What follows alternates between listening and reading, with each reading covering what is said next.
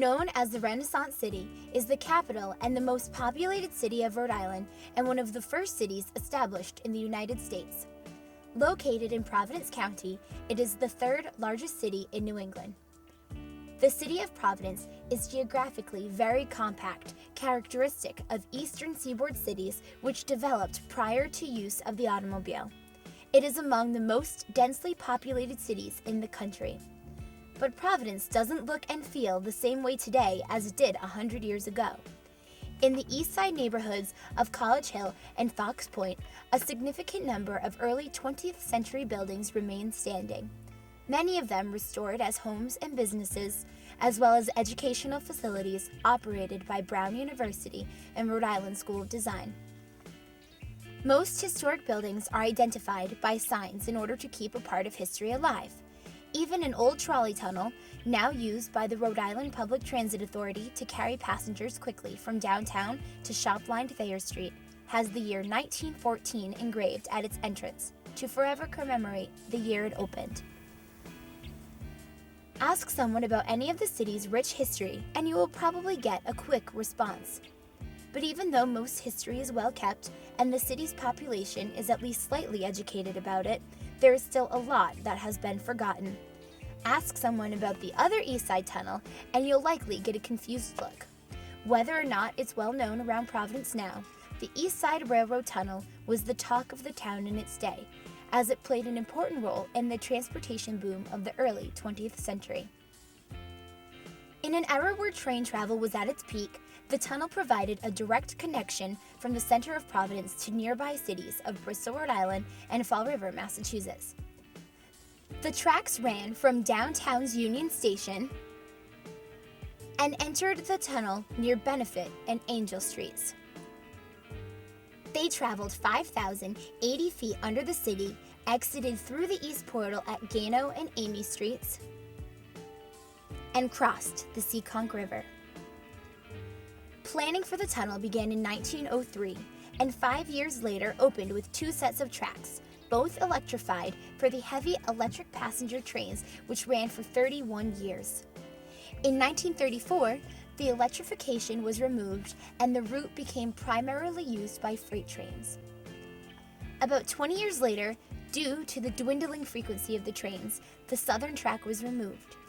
In 1981, ownership of the tunnel was transferred to the state of Rhode Island and the last train passed through shortly after that.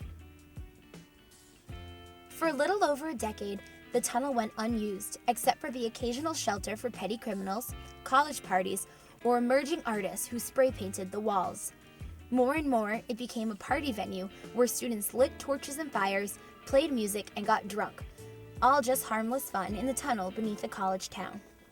On May 1st, 1993, a group of students gathered at the west entrance of the tunnel in celebration of the Festival of Beltane, the Celtic Halloween. Campus security officers attempted to break up the party, but students claimed they had no jurisdiction inside the tunnel. By the time the police arrived, the party had grown even larger. Responding to the students' continued refusal to leave, the police sprayed the crowd with tear gas, thus starting the tunnel riot of '93. Students began throwing rocks, bottles, and bricks.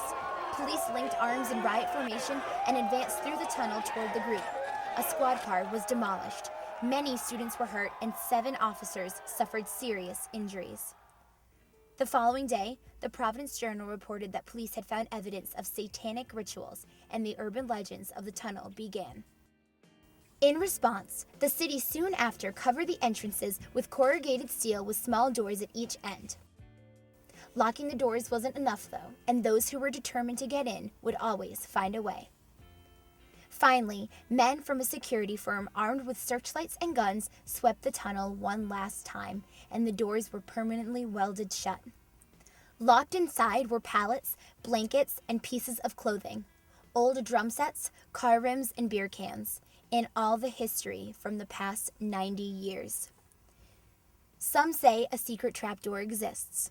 Some say the foundations of Brown's Science Library are visible from inside the tunnel. Some say there are entrances from backyards around the east side, but at least for now, those are only part of the myth that is the East Side Railroad Tunnel. Today, the tunnel goes unnoticed by mostly everybody that walks or drives by. The west portal is surrounded by buildings and parking lots hidden to the public by walls and modern vehicles. The east portal is buried in foliage and hidden by condos, shopping centers, and fences. And while the old Seekonk River Bridge still stands in the up position and never used, few people know the historical significance of the tracks it holds or where those tracks used to lead. In fact, nobody really knows where those tracks will lead. There have been ideas to develop Crook Point and reopen the tunnel, but those are all just hopes and dreams. For now, the tunnel remains dark and silent, forgotten by most who live above it. The only sound is the incessant drop of water, such a change from the booming train engines over a century ago.